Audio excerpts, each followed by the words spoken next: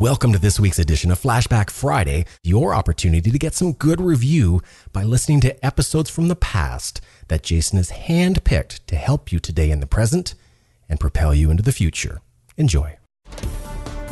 Welcome to the Holistic Survival Show with Jason Hartman. The economic storm brewing around the world is set to spill into all aspects of our lives. Are you prepared? Where are you going to turn for the critical life skills necessary to survive and prosper? The Holistic Survival Show is your family's insurance for a better life. Jason will teach you to think independently, to understand threats, and how to create the ultimate action plan. Sudden change or worst case scenario, you'll be ready. Welcome to Holistic Survival, your key resource for protecting the people, places, and profits you care about in uncertain times. Ladies and gentlemen, your host, Jason Hartman. Welcome to the Holistic Survival Show. This is your host, Jason Hartman, where we talk about protecting the people, places, and profits you care about in these uncertain times. We have a great interview for you today, and we will be back with that in less than 60 seconds on the Holistic Survival Show. And by the way, be sure to visit our website at holisticsurvival.com. You can subscribe to our blog, which is totally free, has loads of great information, and there's just a lot of good content for you on the site. So make sure you take advantage of that at holisticsurvival.com. We'll be right back.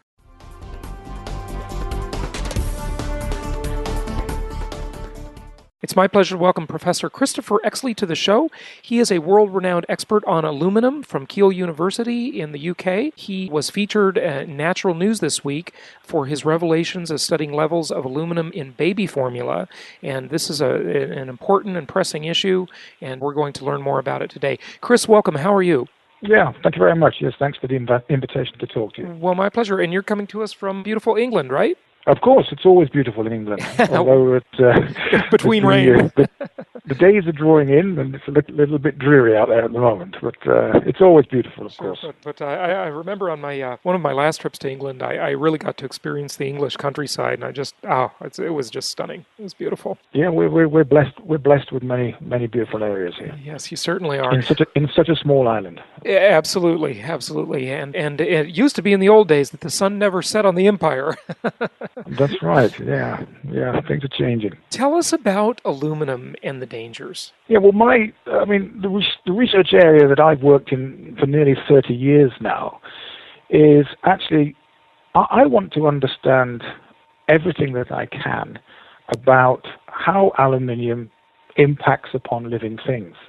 We really began asking the question: is aluminium useful for life in any way? And we don't mean, obviously, it's useful for making cars and this type of thing, but is it useful as an element of life for bringing life and being essential for living things? And we were never able to actually identify anything. And in fact, it's still true today that no living organism uses aluminium for any beneficial purpose whatsoever. And this is very interesting because aluminium is actually the most abundant metal in the Earth's crust. And it creates a sort of paradox because all of the other abundant metals in the Earth's crust, and indeed all of the other abundant elements, are essential to life. So trying to understand why the most abundant metal, and third most abundant element, aluminium, is not essential for life has really been, my life's work, trying to understand that. Now, when you really begin on that pathway, you then, of course, start to come across a number of different areas where aluminium does, or aluminum as you call it, does impact upon living things. I like the way you say it better. I stick to mine because I remember to do it that way. Absolutely. And for example, one way which perhaps many people might have come across, and certainly in North America, you had a problem with something called acid rain, and we've had a problem in Northern Europe with acid rain. And certainly back in the mid-70s and early 80s, this was quite a significant problem. And what we've learned at that time, and this is really when my research started in the early 80s, we learned that the acidification that was produced by acid rain, and this is, of course, of man-made origin, this rain, we call it anthropogenic origin, wasn't actually the problem. It wasn't the acidity that was killing fish in lakes or trees in forests. It was actually aluminium being released into those lakes or into the soil waters. The trees were taking up aluminium, the fish were being killed by aluminium.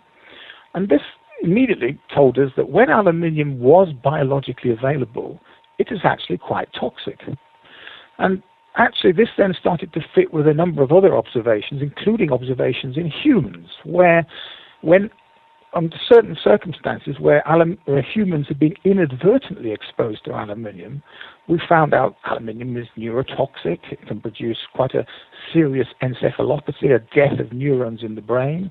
We found that it affects bone and bone conditions. We found that it produced an anemia within individuals. But these conditions are mainly what we would describe as an acute condition. And we are much more interested in what I now call living in the aluminium age. Because when I went to school, we learned about things like the Iron Age, the Copper Age, the Bronze Age. Well, actually, what I've described the last 100 years or so, since we were able to take aluminium out of its inert ores from the earth and turn it into metal, I've called this the Aluminium Age. And it's the Aluminium Age because you can't even begin to imagine the number of different ways that we actually use aluminium to begin with in our everyday lives. So getting an understanding now of not only how it is used, but the consequences of its use is part of a program that we have running here at Kiel called our Human Exposure to Aluminium program. And part of that is looking at the way in which we know we're using aluminium. And another part of it is perhaps where we might not be aware that aluminium is a contaminant of a number of systems, and therefore, as a contaminant, we are being exposed to it and may be getting inside our body. Talk to us, if you would, before you go on, this is very interesting, about some of the exposure points. Where are we getting it? You know, your recent study talks about baby formula. I believe deodorant and antiperspirant is a problem as well, as one of the culprits as well, right? There are so many, but if you want to highlight a few, yeah, you've picked up one there, which is antiperspirants. Now, let's be careful because aluminium acts as an antiperspirant. It is not a deodorant, so you can get some you can get some deodorants which are only deodorants. They don't have aluminium in them. But anything which uses the word antiperspirant contains aluminium. And yes, these are incredibly effective at preventing sweating. So yes, you may be applying about 1 gram of aluminium salt under each arm every morning if you're a regular user of an aluminium antiperspirant. Other examples are, for example, vaccination. We use aluminium in adjuvants. Adjuvants are used to make sure that a vaccine goes a long way. It produces a strong immune response to a very small amount of the antigen. And we use aluminium adjuvants. They're nearly the only adjuvant we've used for almost 100 years. Is that in every type of vaccine or just select? Nearly. Wow. Nearly every type. So in other words, you could probably make an approximation of 80% or more of all vaccinations ever given included an aluminium adjuvant, and still do today, because it's very effective and, of course, it's very cheap. So it really does allow you to use a very expensive antigen in very, very small amounts because it promotes the antigenic effect. It amplifies it, in other words. Yeah, wow. Exactly. It's very effective, and that's why we use it. So would it be, I'm just curious about the vaccines, would it be possible to make that vaccine, if you could, have access to it and pay more for it to have more of the antigen and less of the aluminum or none of the aluminum? Or would it not work that way at all? Well, for those vaccines where aluminium adjuvants are used, I am not even sure that you would get the same type of immune response if you left out the aluminium adjuvant part, and even if you used more of the antigen. So, and I'm not really sure that those types of experiments have really been done, because in some instances you may hardly get any antigenic response at all. It is that important. Now, there are other adjuvant materials that have been used in the past and some that are still used today. Mainly aluminium has been chosen, yes, because it's cheap and because many people think it's completely safe. Now, it probably is quite safe, but there are a number of people who, it would appear, do suffer a bad reaction to aluminium in adjuvants. In the same way, as they may be people who suffer from similar exposures to aluminium in other ways. We're using it in our medications. We put it in all sorts of food. It's in so many different things and so many different ways that the result is that every cell in my body and your body does include some aluminium atoms, some more than others, for some individuals more than others. And those aluminium atoms, they're not benign. They are biologically reactive. They are biochemically involved in processes going on, but none of those processes are necessary or required or indeed beneficial. So each and every one of us, I always talk about, we're coping with our body burden of aluminium. We have a burden, each and every one of us, of aluminium associated with us, which has come from what we do in our everyday lives, where we live, what we do, everything that we do. And our body has to expend energy dealing with that. Now, so we do not know what the long-term consequences of that are. So some of your listeners or readers, they may have heard of connections with, for example, neurological diseases like Alzheimer's. There's been a connection between aluminium and Alzheimer's. Indeed, there are other connections with things like Parkinson's disease or multiple sclerosis. These conditions, we are not sure what the exact connection with aluminium is, and we're not sure whether it's dependent upon, for example, aluminium being accumulated over a lifetime or an approaching lifetime before any effect could be noticed. But there are definitely strong links here, and they may come from the fact that we also know that with age we accumulate aluminium in our body. So while we are continually excreting aluminium, that we take in, some of it is accumulating.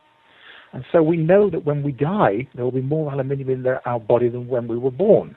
All of these factors, to me, even though I cannot be sure whether... my intuition tells me that something which has no biological function, it's not required for any purpose, has never been shown to be beneficial in any way, is probably something we don't want. I would agree completely. And therefore, we should, until we know more, until we really understand what the long-term consequences of a lifetime exposure to aluminium, what those consequences are, we should adopt a precautionary approach, and we should reduce our exposure to aluminium as much as possible. Now, this is why, probably bringing you back to the reason why you've called me, this is why the recent research showing very significant levels of aluminium in baby formulas, infant formulas, breast milk substitutes, is really quite alarming, because these are the newest and most vulnerable members of our society, and we're offering them an aluminium boost in the first few months of their lives. And this, to me, is wrong. So what about the vaccine debate? I mean, we've done some shows on that before, and people believe there's an autism connection, et cetera. And then I want to ask you, other than staying away from aluminum, is there any flush? Is there any cleanse? Anything that can reduce the amount of it in our bodies? Yeah, what we've got to be careful of, and always be careful of, is we need to go by the science. And that's something that my group has always done. And for example, we have a research program looking right now at the biological availability of aluminium in vaccines. We're interested in that because clearly something which is so immunogenic has significant biological activity and therefore has the potential in some individuals to produce harm. And we need to understand that. Now, of course, that doesn't mean that it is associated with any of these vaccine-related disorders until we've done the research to say otherwise. At the moment, we don't know. But there are the links, and you suggested some of those yourself. Now, our philosophy about aluminium is, first of all, sometimes the people from the aluminium industry think that we hate aluminium. We're the opposite, of course. We love aluminium. This is what we do for our research. It's our life. It's my life. It's what I do more than anything else. And we, under no circumstances, are saying that, listen, we've got to ban aluminium. We realize that's ridiculous. Aluminium has done a huge amount of good for mankind, particularly in the 20th, now 21st century. In manufacturing, though, in many different ways, that's correct. In many different ways, it's been incredibly beneficial. However, what has never been asked of the aluminium industry, they have never been asked to demonstrate its safety in any application at all. And therefore, it's down to people like ourselves to start to look at this, to start to try to understand at what level we might consider aluminium to be safe and at what levels we think perhaps we need to do something about it. In other words, we need to be, if we're going to live successfully and healthily in the aluminium age, we need to understand these so that we can reduce our exposure where it's appropriate. Now, what you asked me about, well, are there ways and means of cleansing yourself?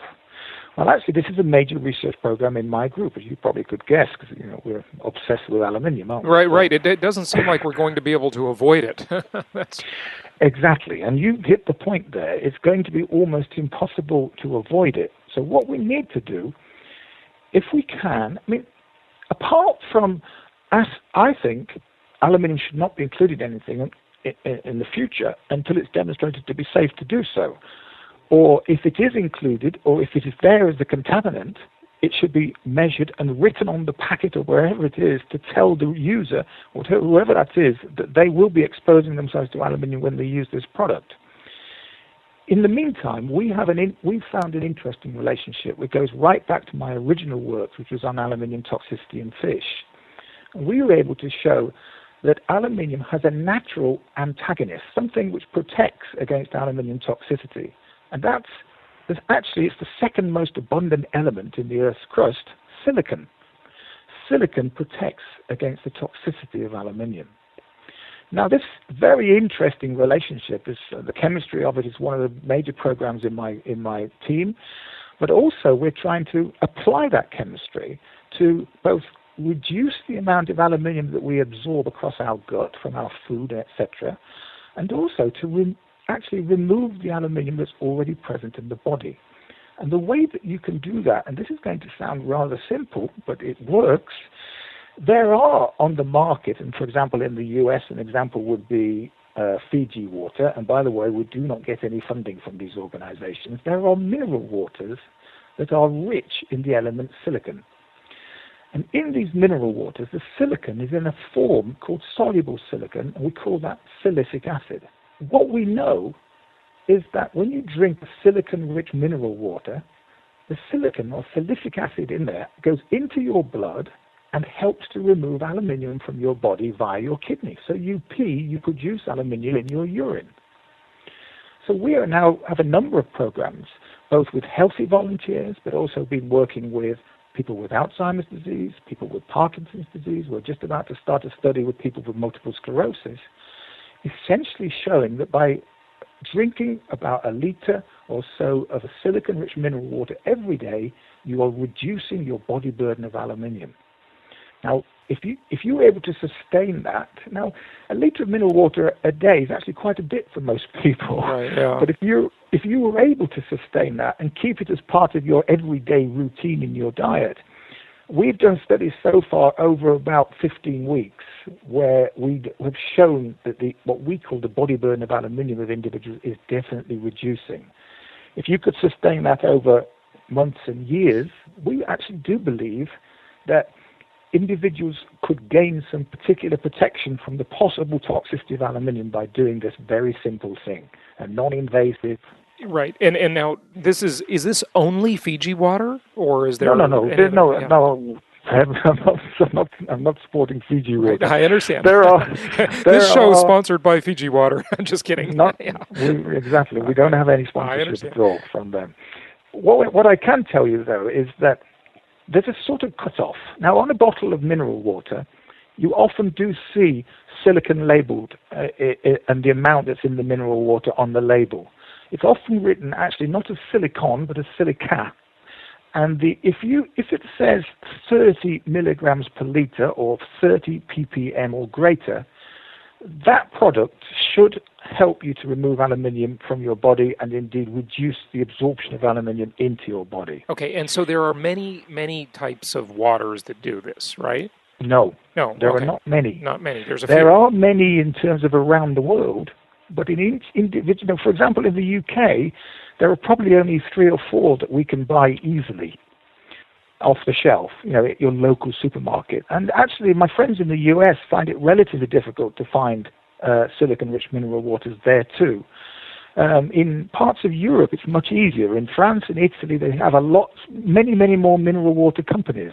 And many of those mineral waters are coming from areas, and it's all to do with the geology and geography of the area where the mineral water is naturally rich in silicon.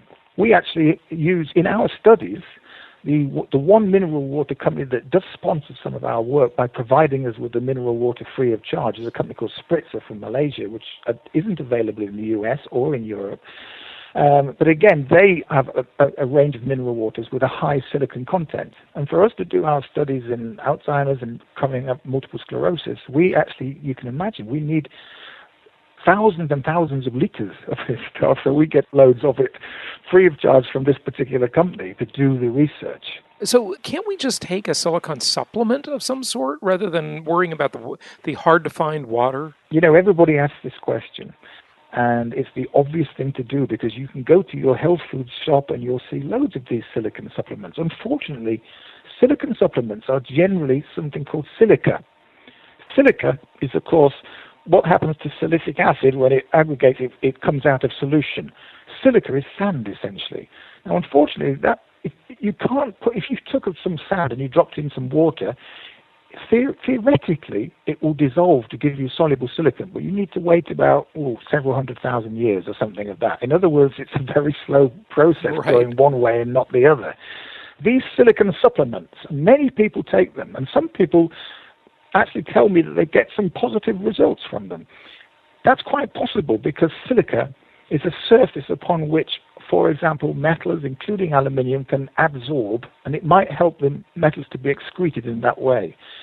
It doesn't give you silicic acid. It doesn't give you soluble silicon. Or if it does, it gives you a relatively small amount in comparison to what you can get simply from a mineral water and sometimes from your own tap water. But it's very rare that tap water is so high in silicon as these specific waters are.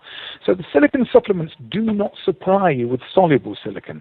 So it's unfortunate. And we have, for many years, been involved with trying to develop something which does. And there are companies out there that claim to have developed things that do, and we've tested them all, and none of them live up to the claims. So one has to be very careful about that. I don't want to put people off using silicon supplements.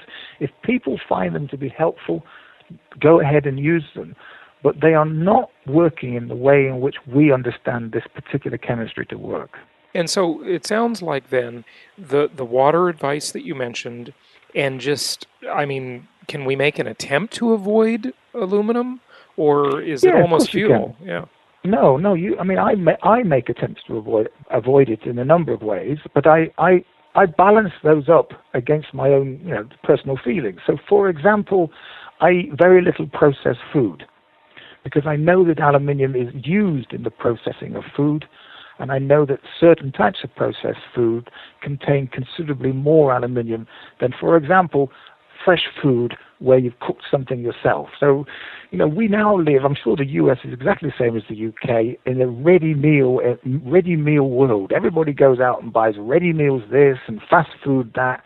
These are the types of products which will contain more aluminium. So there are opportunities there to cut down, for example, on your aluminium intake. It includes all of our favorite drinks, all these soft drinks, Coca-Colas and similar types of things.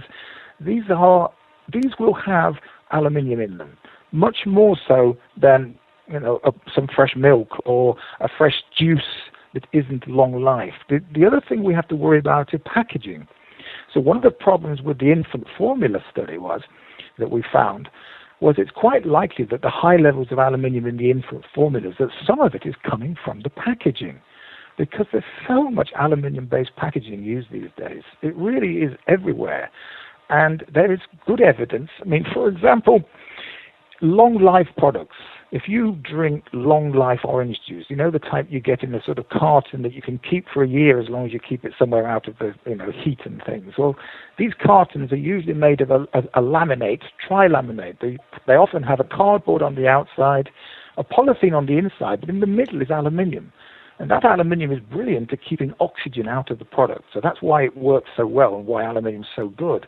But there is always some aluminium from that foil getting into your product. And the longer you keep it for, the higher that content would be. So, I would never drink any of these long life type products. I would always buy fresh orange or something which is in a plastic or perhaps a glass, but generally, I guess, plastic container, or paper, just pure paper container or something of that sort. You can also avoid doing things in your kitchen. You can avoid simple things like wherever you've got acidic foods of any sort, not putting them in direct contact with either aluminium in cookware or indeed aluminium foil or tin foil, as you might call it. You can reduce things in that manner, and it perhaps becomes a way of life to do that. One of the things that I do is I do apply an antiperspirant because I cannot live without it.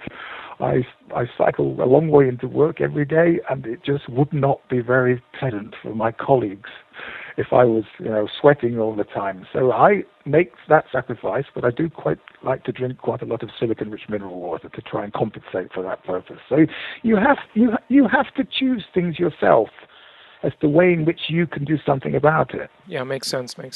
And one of the things that I've heard about breast cancer is that particularly women, but men get breast cancer too, but women, of course, shaving one's underarms and then applying that antiperspirant is so much worse. It should never be applied on freshly shaved skin because that's when the skin is more open, right? You've raised an interesting subject, and next week I'm off to a conference in Austria on the very subject of breast cancer. And right now, there is a burgeoning but small amount of evidence that is implicating aluminium and possibly antiperspirants in breast cancer. That's the only place we're at the moment. A few years ago, we did our first study on this, I think published in 2007, where we were able to show that when biopsies or samples were taken from women who had breast cancer across the breast, from the area closest to the underarm to the area furthest away, in every individual, we always found more aluminium in the breast tissue in the area closest to the underarm. So that sort of alerted us to the possibility that aluminium might have a role to play in this disease. Since then, there's been quite a lot of interesting research, which is beginning to give us a possible mechanism also of how aluminium might have a role to play in this disease. And in fact, I'm going to present some very brand new research at this meeting, some of which I can tell you about now, which is, I've mentioned already that one of the ways in which we get rid of aluminium from the body is through our urine, by peeing it. Actually, what we've found, and just publishing at the moment, is that it looks like our perspiration, our sweat, may be a much more efficient way that we are removing aluminium from our body. So we may actually be sweating more aluminium than we are peeing aluminium on a day-to-day basis. Now, that's a good thing because we're removing aluminium, but then it raises this interesting question. Yes, but in the underarm area, we are applying an aluminium salt to stop us removing the aluminium by sweating. In other words, it's like a double hit there in that area. Not only are you applying an aluminium salt to prevent the sweat gland from working, but in preventing the sweat gland from working, in that area of the tissue, you're not removing the aluminium by sweating because you stop sweating. Yeah, because you stop it there, right? Yeah, so that's an area now that I think we need to focus on as a possible reason why there may be elevated amounts of aluminium in those areas, not simply because it's being applied to the surface of the skin as the antiperspirant, but also the action of the antiperspirant in preventing aluminium being removed from those tissues by sweating. So that's some new research for you that we're going to reveal next week. Well, maybe just in general, peeing and sweating more is good for us. Absolutely, you're absolutely right. Drinking. Just flushing the system water, more. Yeah, right. And doing exercise. And you know what? There's very good evidence that, for example, take the well-known neurological condition of Alzheimer's disease. Very good evidence that you get protection from physical exercise. Now, we don't know why. No one has worked out why that is, perhaps it's simply because people who are regularly doing exercises are more efficient in removing aluminium from their body. Right, yeah. It's a possibility. Just we don't know. Another good reason to exercise. You're just speeding up the system a bit and flushing it more. That's got to be good. That's absolutely right. I'm sure that's right. Yeah, exactly. Well, good. Well, give out your website and tell people where they can find out more about your research. Yeah, well, I mean, I'm at Keele University. I can give you the website address. It's relatively straightforward. So we're at www.keele, which is spelled Keele, .ac.uk, and then just / and then you need to use the English spelling aluminium. So it's www.keele.ac.uk / aluminium. That'll take you to my website. And listen, if anybody really wants to drop me an email, I'm more than happy to try and answer the questions as well as I can. Good. Well, very good. Well, Professor Christopher Exley, thank you so much for joining us today and telling us about this very, very interesting research. And I wish you well in doing more research and finding more ways that we can keep this metal at bay. Absolutely. It's not doing us any good. So thanks for joining us. No, it's my pleasure. Thank you very much. What's great about the shows you'll find on jasonhartman.com is that if you want to learn how to finance your next big real estate deal, there's a show for that. If you want to learn more about food storage and the best way to keep those onions from smelling up everything else, there's a show for that. If you honestly want to know more about business ethics, there's a show for that. And if you just want to get away from it all and need to know something about world travel, there's even a show for that. Yep, there's a show for just about anything. Only from jasonhartman.com, or type in Jason Hartman in the iTunes store.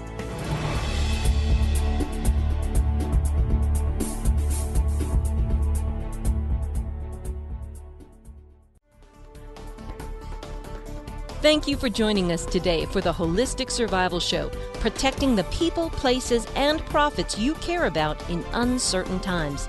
Be sure to listen to our Creating Wealth show, which focuses on exploiting the financial and wealth creation opportunities in today's economy. Learn more at www.jasonhartman.com or search Jason Hartman on iTunes. This show is produced by the Hartman Media Company, offering very general guidelines and information. Opinions of guests are their own, and none of the content should be considered individual advice. If you require personalized advice, please consult an appropriate professional. Information deemed reliable, but not guaranteed.